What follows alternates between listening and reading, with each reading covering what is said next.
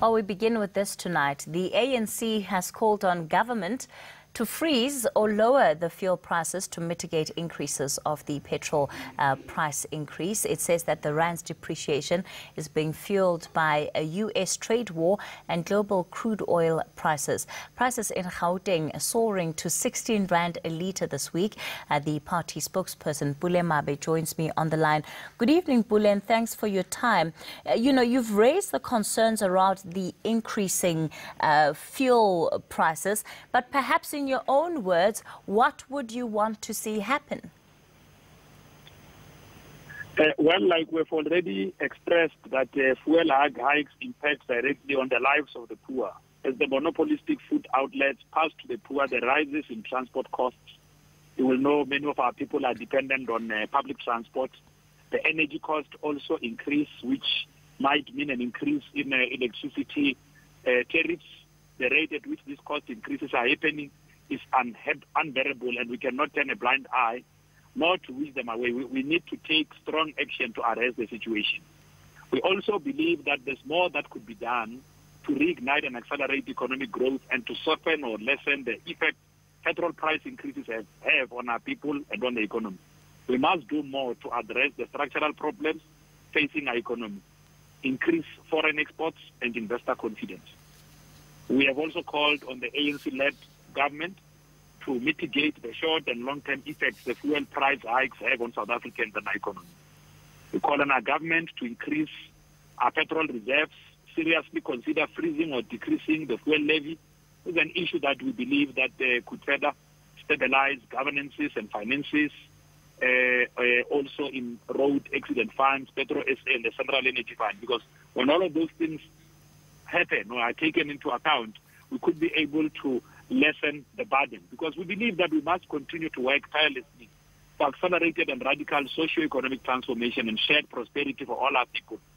Our fight against corruption must deepen, but so must the conscious fight be taken on the rising cost of living, so that we make South Africa an obvious destination for the people who are visiting this country, and also make sure that those who stay in this country could also be able to go on with their lives under conditions of affordability, where they could be able to afford public transport. They can go on with their lives not being worried about some of these hikes, because what tends to happen is that the big operators in the economy push these hikes towards the ordinary people out there. All right, Pule, let's talk about this particular portion of your statement where you talk about either considering a freeze or a decrease in the fuel levy. And of course, we've already heard from the IFP, who's written to the Speaker of the Parliament asking that the fuel levy, that Parliament hold a debate discussing a suspension of the fuel levy. So if you break that down for us, what does the ANC have in mind? Do you want a decrease, or do you want a suspension of the fuel levy? Well, it could be a hybrid, because you look at the sort of effects that the increases already have on the masses of our people, and then you begin saying maybe what are the areas that you could look at to try and make sure that you give our people relief. And then one of such areas could be on your own fuel levy. Do you think that decreasing or ultimately suspending this at all will provide relief?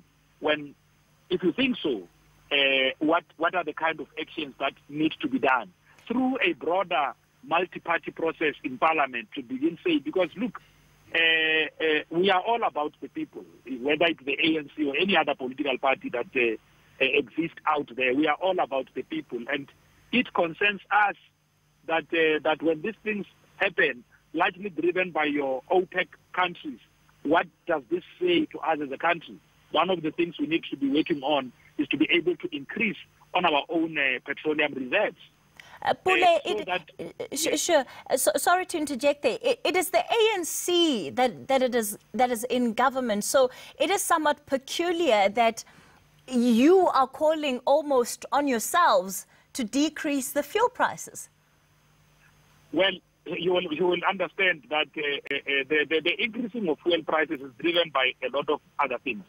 That's why in our own statement we made a call to organizations of petroleum. We made a call to organizations of petroleum exporting countries. These are called OPEC countries, to help lower fuel prices by increasing oil production, because the increase in oil prices, in fact in fuel price, is not necessarily something that willy-nilly gets to be determined by the government of the people of South Africa.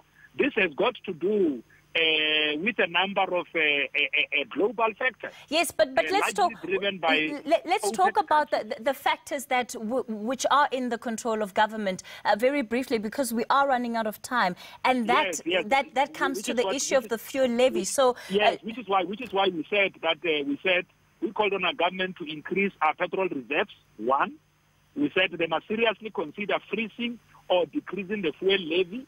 We also said that we must stabilize governances and finances in the Road Accident Fund, RAF, in Petrol SA, and Central Energy Fund. I am sure that with engagement with many other role players, there could be other areas that could be advanced, and say, if we were to take or do the following steps, we are able to mitigate and address this increase, including the effect it has on the ordinary people out there. So we have already put forward and say what are the things which could be done to try and address this unbearable situation. And perhaps to move it out of a realm that may look like simply semantics, have you spoken to the president of the country, who's also the president of your organization, about this? And what was the outcome of that engagement?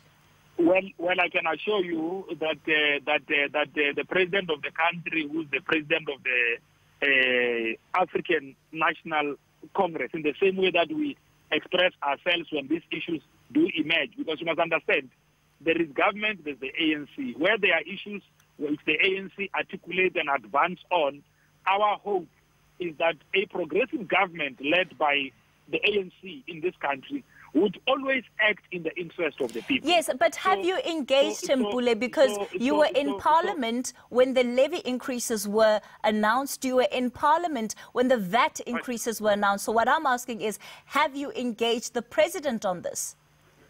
But that's why I'm saying those engagements are continuing to happen within the context of making sure that we give the ordinary people, the people of South Africa, that kind of relief, without necessarily singling and saying, no, we had this meeting, and in this meeting so and so was taking minutes and all of that. I think we are dealing with an issue that is a matter of public interest, and we're beginning to say, as the African National Congress, some of the steps that should be taken to mitigate against this situation should be a consideration on freezing or suspending of the fuel levy, stabilizing of governance in the Road Accident Fund,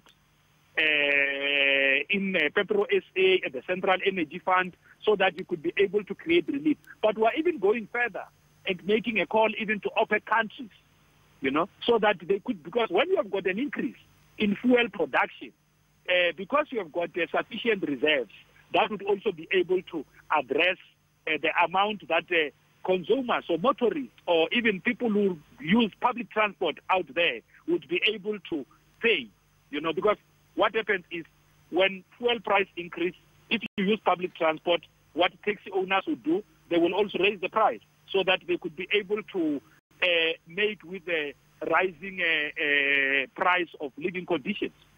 Pule, before I let you go, will your members vote in support of a motion to suspend the fuel levy as has been tabled by the IFP, should that debate go ahead? Well, we've got our own structures in Parliament. They are doing everything else to make sure that actions advance to take forward the interest of our people. While they get to be taken forward, such measures are done responsibly and in the interest of the country.